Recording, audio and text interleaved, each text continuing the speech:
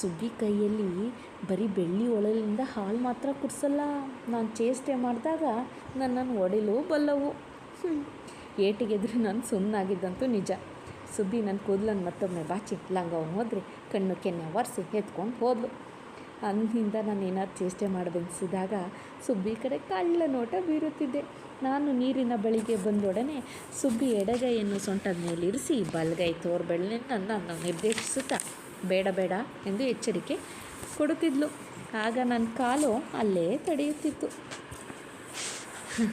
ಬಡತನ ಇರಲಿ, ಸಿರಿತನ ಇರಲಿ, ತಾಯಿ ಮಗುವಿನ ಬಾಂಧವ್ಯನೇ ಹಾಗೆ. ನಮ್ಮ ಹತ್ರ ಒಳ್ಳೆಯ ವಸ್ತುಗಳಿದೆ, ಇದನ್ನ ಜೋಪಾನವಾಗಿ ಮಾಡಬೇಕು, ಇನ್ನೂ ವಸ್ತುಗಳನ್ನ ಮತ್ತೆ ತೊಗೊಳಕ್ಕಾಗಲ್ಲ ಅನ್ನೋ ಭಾವನೆ ನಮಗಿಲ್ಲಿ ಗೊತ್ತಿರುತ್ತೆ. ಮಗುವಿನ ಬಾಂಧವ್ಯನೂ ಹಾಗೆ ಅಲ್ವಾ? ಮಗುವಿನ ಬಾಲ್ಯದ ಆಟನೂ ಹಾಗೆ ಇರುತ್ತೆ. ಯಾವುದೇ ಸಿರಿತನಕ್ಕಿರಲಿ ಬಡತನಕ್ಕಿರಲಿ ಬೇರೆ ಬೇರೆ ಆಟಗಳಿರಲ್ಲ. ನಾವು ಚಿಕ್ಕವರಾಗಿ ಉಳ್ಕೋಬೇಕು ಅನ್ನೋ ಅಷ್ಟರಲ್ಲಿ ಕಾಲ ಮುಂದೆ ಸಾಗ್ಬಿಟ್ಟಿರುತ್ತೆ. ಬಾಲ್ಯ ನೆನಪು ಬರುವಷ್ಟರಲ್ಲಿ ಯೌವನದ ಬಿಸಿ ರಕ್ತ ಆರೋ ಅಷ್ಟರಲ್ಲಿ ಮುಪ್ಪಿನಲ್ಲಿ ಮತ್ತೆ ಬಾಲ್ಯದ ನೆನಪು. ಹೀಗೆ ಜೀವನ ಸಾಗ್ತಾ ಇರುತ್ತೆ. Stay tune with Nudivani YouTube channel. ನಾನು ನಿಮ್ಮ ಪ್ರಿಯ ತೇಜಸ್ವಿ. ಆತ್ಮೀಯ ಕನ್ನಡಿಗರೇ, ನಾನು ನಿಮ್ಮಲ್ಲಿ ಒಂದು ನಯವಾದ ವಿನಯನ್ನು ಕೇಳ್ಕೊತಾ ಇದ್ದೀನಿ.